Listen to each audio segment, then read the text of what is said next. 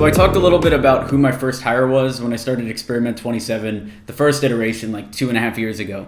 It was a sales trainer and a salesman that I hired off of Upwork to sell. And the reason why I did that is because agencies have 3 parts. They've got sales, production, and marketing. Following that framework, today we're going to talk about who should your first hire be. When I was thinking about hiring my first employee, I did an analysis based around that framework. I learned that framework working in the agency world. I kind of figured out those 3 parts. So it's sales, production, and marketing. Sales goes out and gets new business. Production fulfills the orders. And marketing is the soft stuff, blog post SEO that later will generate inbound leads. So I did an analysis of myself, and if I would rank myself on these 3, I would say marketing's number 1. I love doing this kind of stuff, making videos. Sales is number 2. I love being on the phone, sending cold emails, all that sort of stuff. And then production, the day-to-day task of fulfilling agency business, is number 3 on the list. So for me, I knew I had to, if I was going to outsource one of those 3 things, hire for where I was weakest at.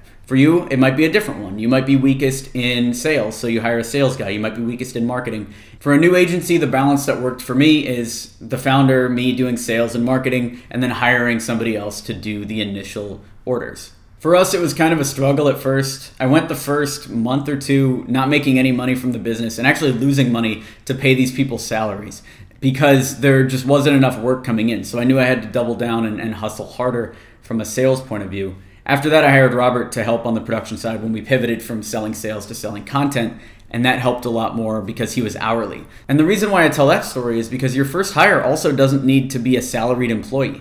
As long as you're taking one of those 3 things, right, sales, production, marketing, and you're outsourcing it to somebody else, it can be hourly, it can be project-based. Actually, if you go on any Facebook group, I found my first few hires in Noah Kagan's Wantrepreneur Earn 1K course. He launched a paid product a while ago, and I posted in there to find my first few team members. AngelList is also a good place, or Upwork. If you go out and find some project-based people, you can get a lot of work done for a relatively low price. So if you were thinking about hiring for your weaknesses, there's 2 constraints to look at. One is how much money/revenue do you have going in, and then also which of these 3 are you most passionate about? And the reason why I say those 2 constraints is because you can have as much passion for, let's say, marketing as you want, but without the sales, a marketing person's not going to generate ROI with videos and blog posts for maybe 6 to even 12 months. So somebody needs to be doing that revenue generation while that's going on. And it's actually the same with production. You could love doing design,